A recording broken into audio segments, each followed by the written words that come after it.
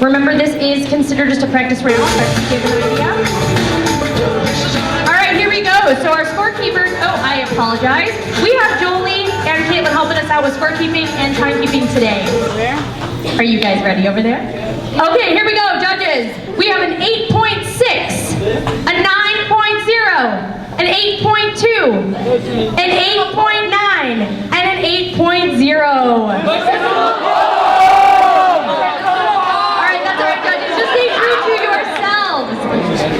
All right, and here we go. Now we have our official competition kicking off, and we're going to start off with Chris Arzak.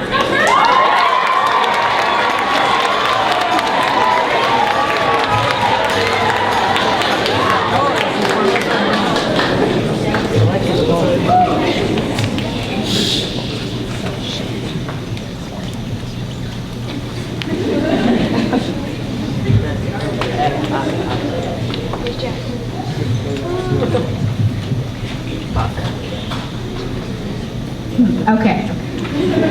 This poem is called The Death of One Equals the Death of Another. The choice. In my mind, you downright failed. Your mind was warped in an infinite loop going around the bad choices you made, but never reaching the possibilities outside the loop. You commit suicide to prove a point. I saw you and seen the possibilities in your short life, but those were the worst things in your mind. Your death meant something for 5 minutes to the people who witnessed, and that's what you wanted, but you never knew what it meant to the people who cared for you. The death of one equals the death of another. Murder is what you did, but you did it to yourself. I was your best friend. I was heartbroken. Your bullet missed the people who judged you, but made a deep gash in mine. My strength was shortening, and that was my strength. You had a mother and father, but you thought nothing at the moment of the gunshot. The moment of the gunshot represented the only light of your mortal life. You were demented in your brain, and I was too blind to see it. I loved you. We were friends. We ate together. We ate the bond. We played together. We created the object. You killed yourself. You killed me. Not mortally, but mentally. Did you want to die? Because you did a good job. The death of one equals the death of another. I believed you when you said what you wanted to do with your life. Graduate? More like decapitate. I saw you as the person who was a good person. You shot yourself to prove you were strong. You killed me inside. You weren't strong. You gave in to peer pressure. You just tricked us. I never thought you would make me yell, so now all I can say is go to hell.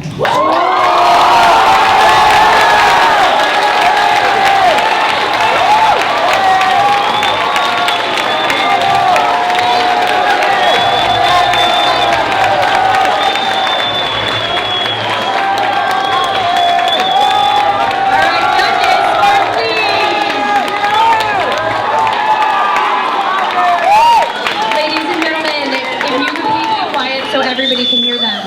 Here we go. We have a 9.7, a 9.6, a 9.5, a 9.5, and a 9.0.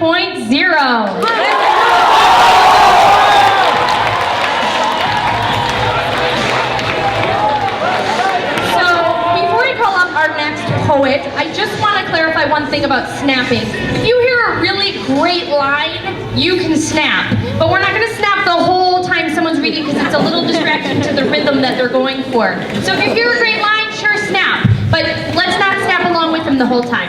Maybe when we play the song Happy, you can snap along, but during the readings, please don't, okay? Just when you hear some great lines. And we have another poet coming up here today. Her name is Aide Soriano.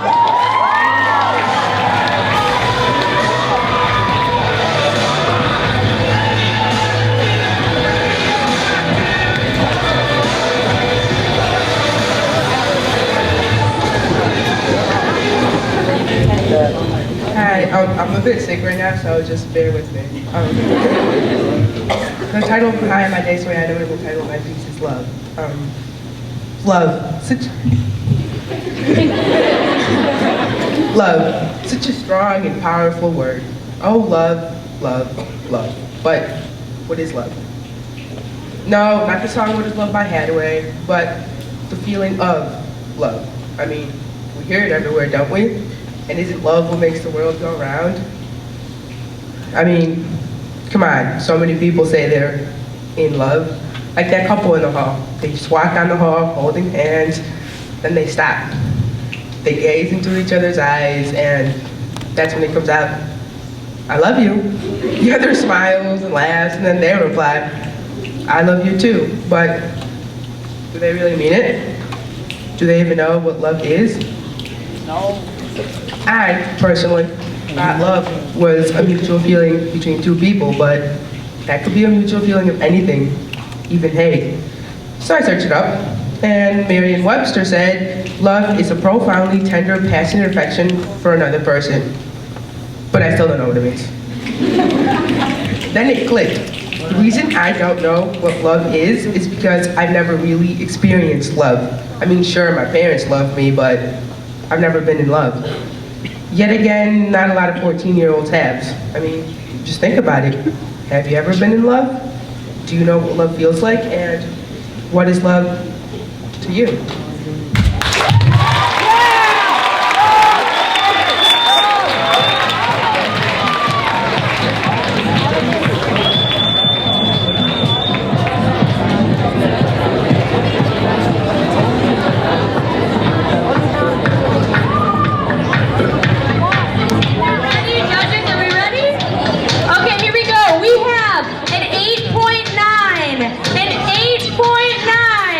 A 9.0, a 9.3, and an 8.5.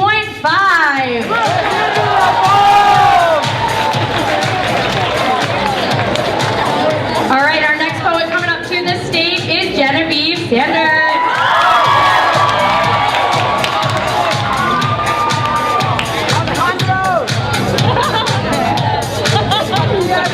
Hey,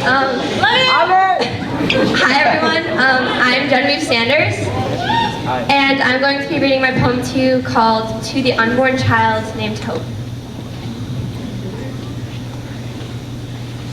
They told us she would live. They told us she was going to be amazing. They told us you had 10 perfect little fingers and 10 perfect little toes. Your eyes would sparkle like the stars on an infinite summer's night, and your heart, it would melt the ice surrounding me, the ice surrounding us. Because they would scream back and forth, day and night, Mom and Dad, yelling how worthless each other were while I was stuck in the middle, feeling the worst of all. Hope, you were supposed to stop this, make me feel again, make me feel the happiness and aspiration, not only this misery and isolation. You were supposed to penetrate the walls I had built up, you were supposed to let me love again and break the ice that had frozen my heart. But when Dad blamed Mom, Mom blamed herself. They told us it was your fault, though. That your heart had stopped because you gave up hope. They told us you'd be a flower, as bright as the sun's first rose. You were to be our savior and the one that brought life to us. Because we were falling apart, Hope. I couldn't tell the strangers that came and went from the ones that stayed. These permanent strangers made the tension more evident. The days when Mom locked herself in her room, Dad sped away in his car, and I cried myself to sleep. There was no hope, no desire to make what we once were, the family we would once become. And when they looked at me, they didn't really see me. They didn't see what I had become or the pain they conceived, but instead this invincible daughter that could live through the hurt and heartbreak, that could be strong even though they weren't. But I couldn't. I needed you, Hope. I needed you to be here, to be amazing, and everything I ever wanted. But you weren't going to be here, nor amazing, or even everything I ever needed. This hope died a long time ago. It was gone before even the thought of you drifted through our mind, or even I came along, or the day Mom and Dad said I do. It had been gone for so long that we disguised desperation for ambition and hope.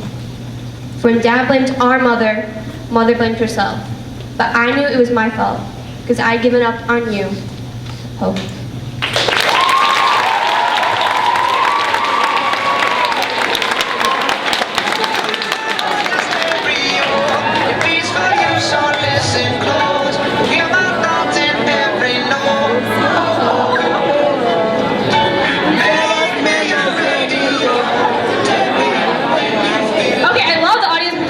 Thank you guys. We are ready.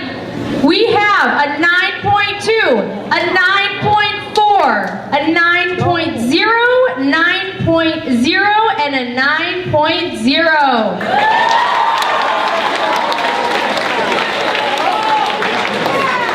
All right, our next poet up to the stage, please welcome Ivan Hernandez.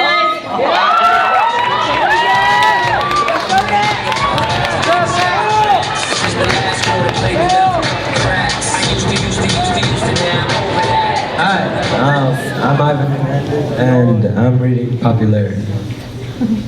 People conform to be a part of the norm, where everyone acts the same, reacts the same, behaves the same, all just slaves to the people before them. Kept down by their peers, just to not be considered weird. It's sad that now creativity is a minority to the social authority now known as popularity. Popularity, also known as cool, where the kids rule the school because of their nice clothes, where people drool to the thought of them. They rule the school because of their nice hair. They don't play any other roles, but just there because with that they climb to the top of the social stair. Creativity, where you can let your mind wander freely beyond yonder abode, where not only are you owed freedom of speech but encouraged. But even in the land of the free, we are still not free. We seek for somewhere to be, to not be breached by insecurity and doubt, where we can express ourselves deliberately without difficulty. But at times, that place can be lonely. For not only are you there, but sometimes you're the only one who knows where there is. So while you're in a place where you're not a disgrace, where you're not looked down upon because of your race, some of us are choking because of the mindless smoking of the depressed, worst dressed.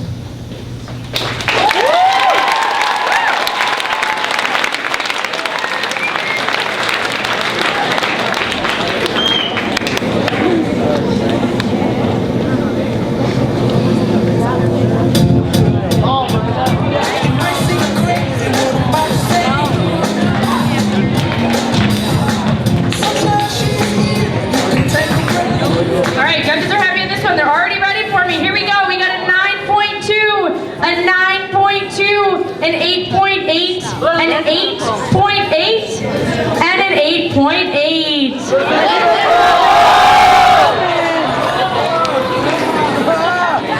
All right, our next poet up to the stage, please welcome Wendy Gonzalez.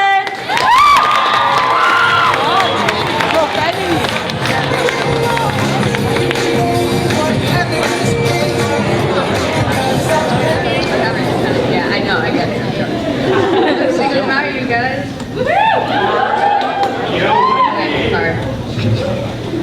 Okay. This poem goes to anyone who's ever been bullied or, bullied. It's called The Avoided Problem.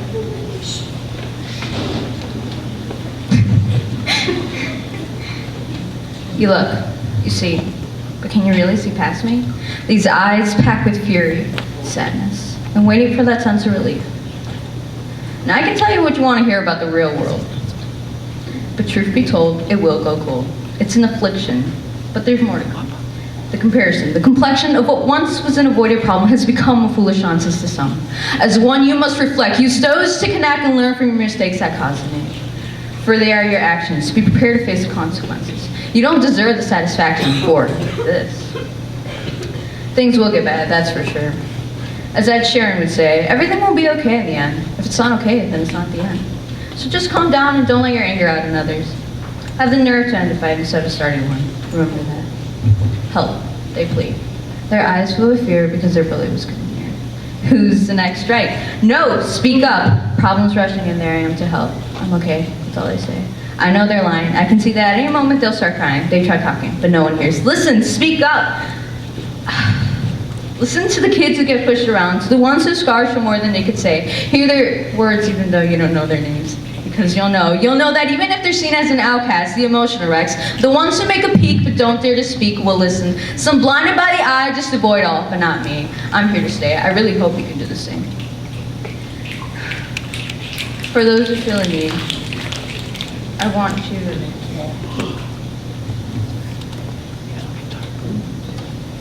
For those who feel in need, I want you to talk, to speak what's on your mind, to not hide what's inside. Your downers will rise high and prove everyone wrong. That a shove can be stopped, that you yourself can speak up. But don't let that bump in the road make you feel low. And as I'm standing before you, I will tell you one thing. I ended up okay, and so will you. You'll give me that sense of relief. All you gotta do is speak.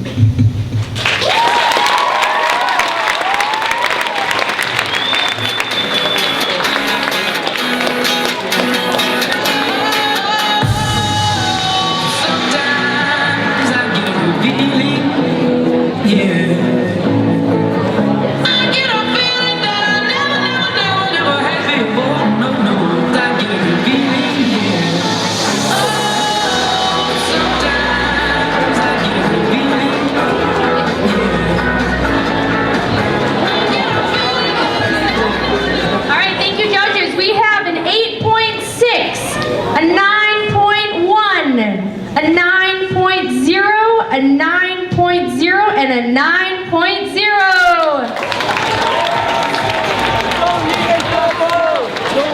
All right, our next poet up to the stage, please welcome Michael Hospodarski.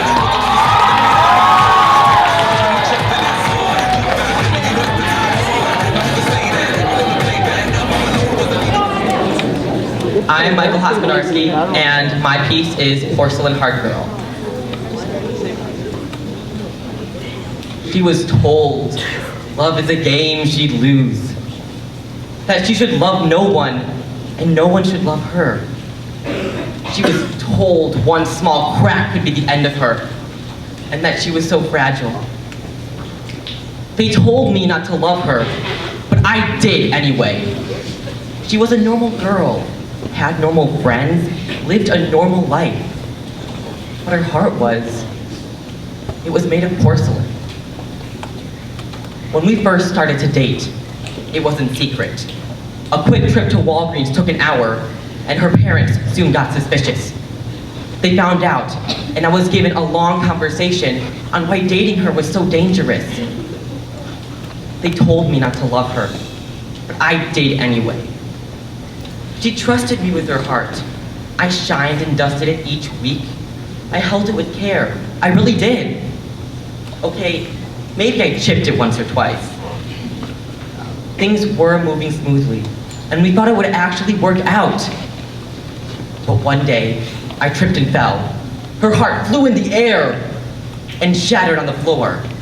I quickly picked up the pieces and went straight to work. Believe me, I spent countless hours on it. Days and nights to try to piece it back together. But no amount of Elmer's glue and Scotch tape could fix a broken heart. I had to give up on her. They told me not to love again, but I did anyway. I've been dating someone for a couple months now. No, I didn't forget her. I couldn't forget her. Every day I think of what happened to us. We thought we could live forever, but somewhere I knew we were limited. I loved her until the breaking point, and I knew I couldn't let this happen again. One thing's for certain now, I treat every girl's heart like it's made of porcelain.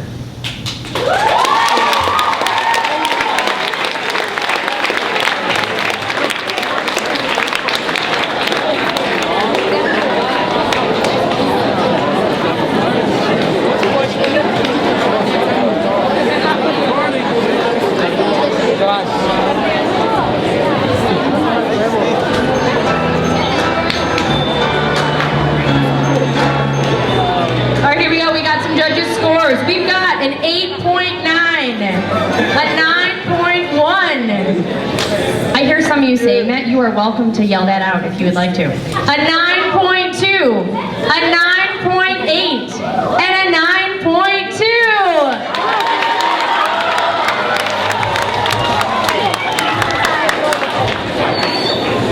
All right, we have our first group piece here, so we will need all three mics. And coming up to the stage, please welcome Chris, Ide, and Kasha.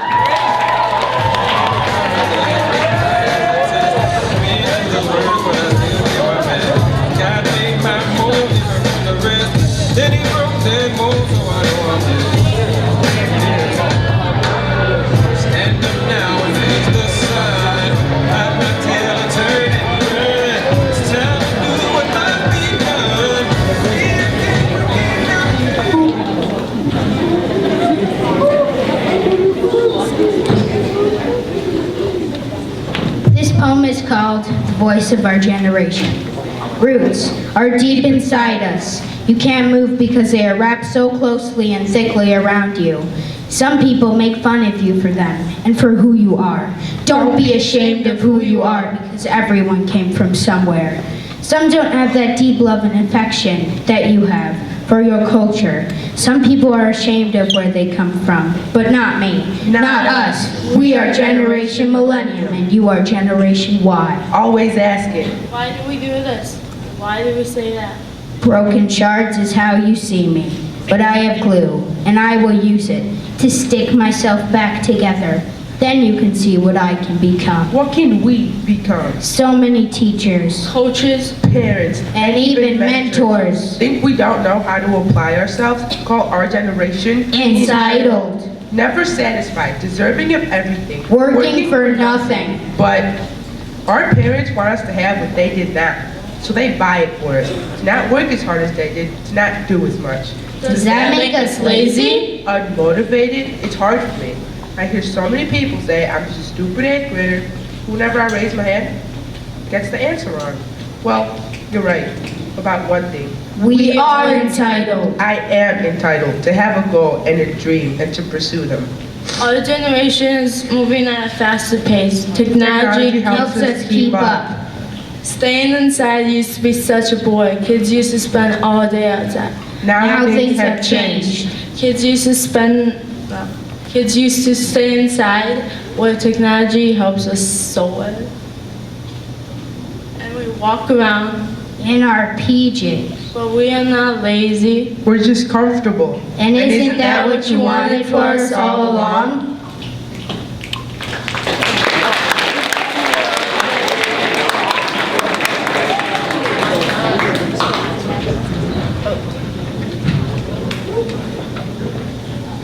To have the things you didn't have at our age, we may be entitled, but not how you think. But But adults, you are entitled too. To help us get where we want. To support us to have faith in us because we are comfortable. Proud. and happy. Isn't that what you wanted for us all along?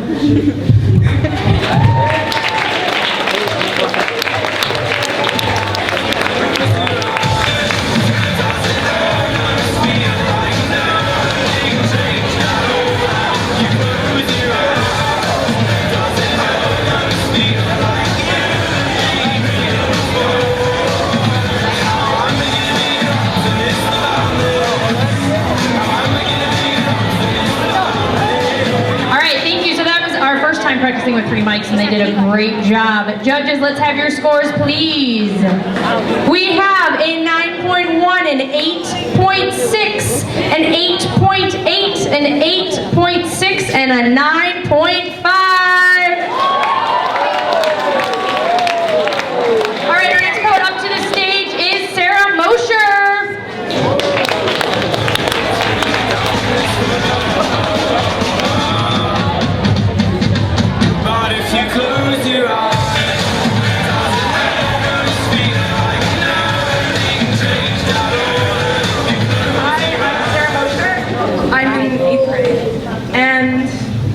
I'm really freaking out here, so.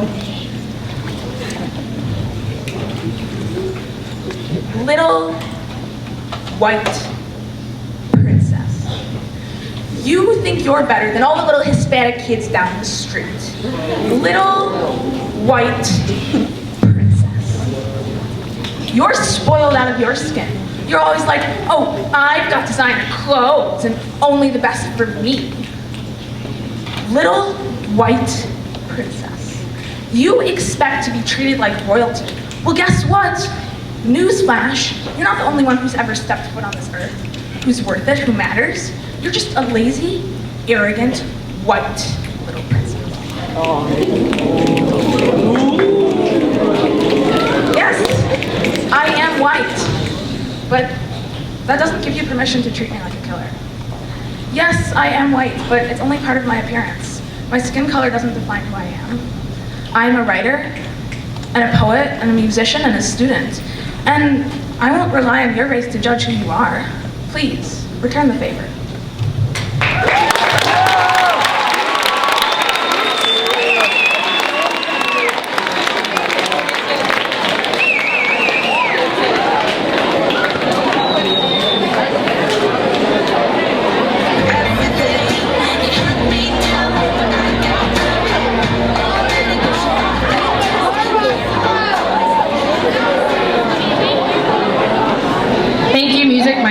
there. Here we go. Scores, we've got a 9.2, an 8.9, a 9.6, a 9.5, and a 9.2. All right, next poet up to the stage. Please welcome Lily Biaggi.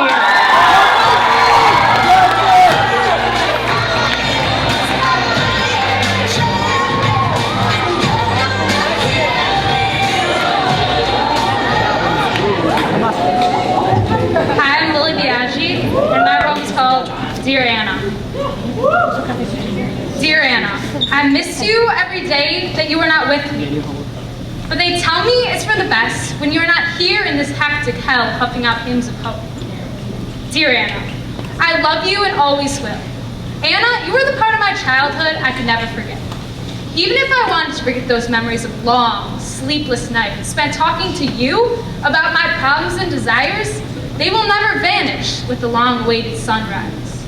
Dear Anna, you hurt me every day, stabbing me with the needles of judgment, assumptions, and expectations, making me realize that pain can be a forever feeling if it doesn't kill you. You are my best friend. Dear Anna, I looked up to you, my role model, putative perfection perceived from my pupils, and I wanted to be you. But before I would have ever reached your standard, I would have been submerged in the earth, waiting to ascend to the sea of sublime soldiers. Dear Anna, you always said it could be better, never good enough for you, myself, nor anyone. I hate you, yet I want to be like you. Your manipulation, charming. I guess you could say I hate to love you. Jealousy filled young girls' minds when they saw you. I was captured by you too. I did everything you told me to. Never turned out as good as you. Unhappy, unsatisfied, failure was always the case. I realized my dependence on you was devastatingly destructive to my depressed soul. Feeling worthless was a choice, they said. A choice that I made? I choose to beat you. Be whatever I want. And I survived before, Anna. I will survive now. I must break my bad habits, Anna, but I'm still broken by you.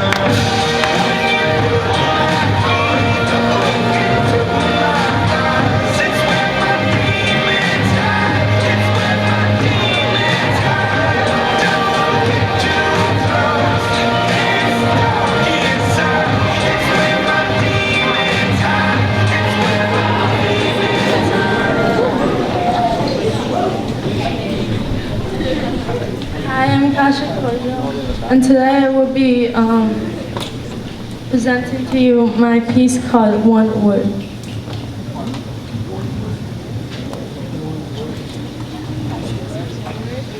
Hate. It starts from one little powerful word. Hate. Hate turns into teasing, teasing turns into rumors, rumors turns into lying, but that's just middle school behavior. Kids tease you every day, but you start to have thoughts, awful thoughts, but you push them away. It gets worse every day. You can't control the thoughts. The names they give you, the texts they send, the looks they give you, it only gets worse from here. So you think. The thoughts you had come back, and you almost do it. Almost kill yourself. Almost take your life. Until the guy you like calls you, tells you he loves you, he wants you. He's holding on only for you. He hides his deepest, darkest secret. He slowly Forget the awful thoughts, the names they call you. It gets better from here. So you think. You start to hang out together, start to date, until, like, one day he doesn't come to class. You call, you text, he doesn't answer, he doesn't respond.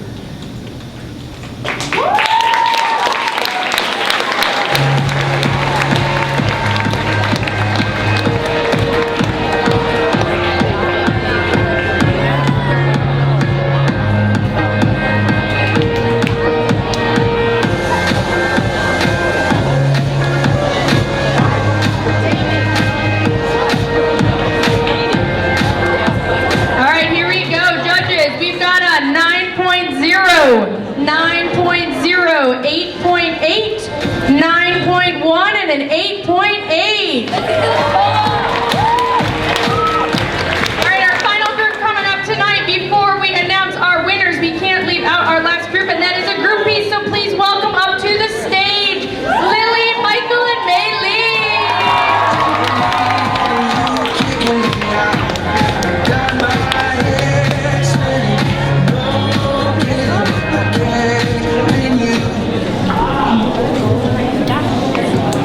Hello, yeah.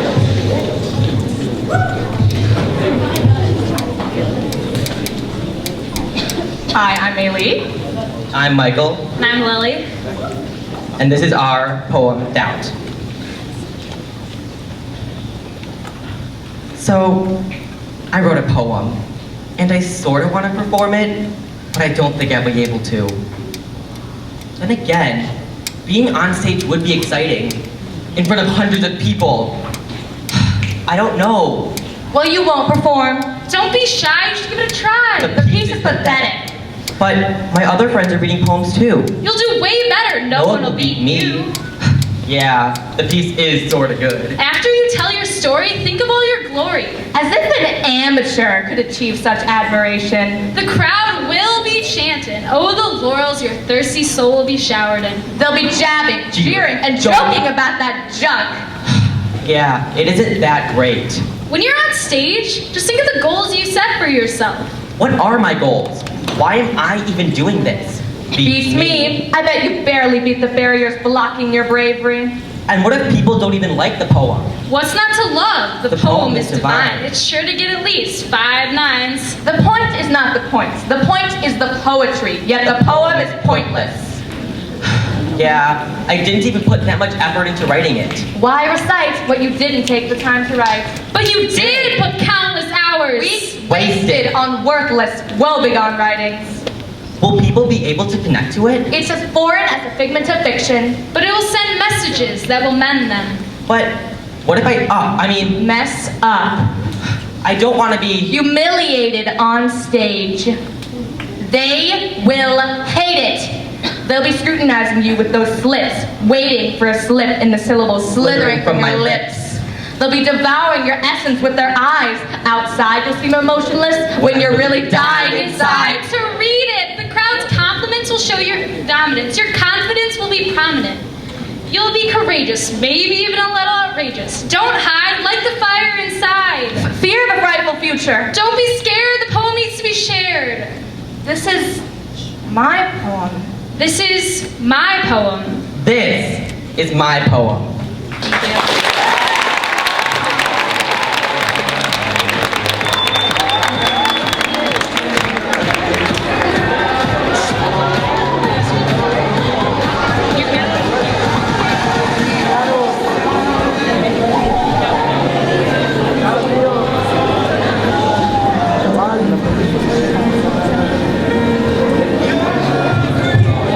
All right, so we've got a final set of scores. Judges, here we go, because we are very short on time here. We have a 9.3, a 9.4, a 9.6, a 9.8, and a 9.8. All right, we are going to announce the winners, but we need all of our poets to come up onto the stage here behind me. Bring all these poets up here.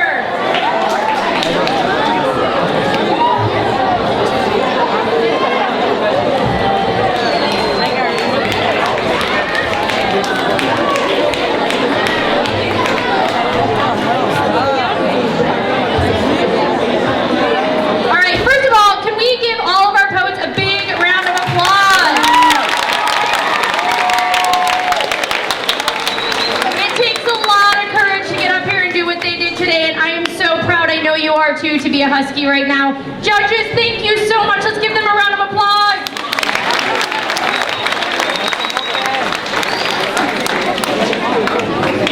Okay. All right, we are going to announce your first, second, and third place winners, and then Dr. Schrader is going to release us so it's organized and not mad chaos as we leave the NPR.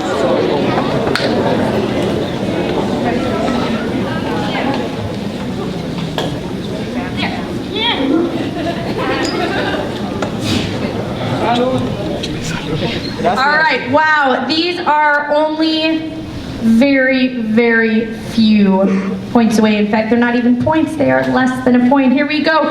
In third place, for Dear Anna, we have Lily Biaggi.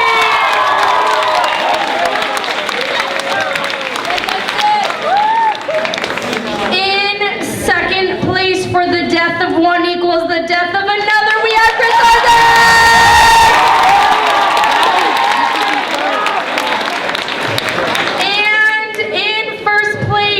We all know the feeling, and we all experience it sometimes, but today they won it with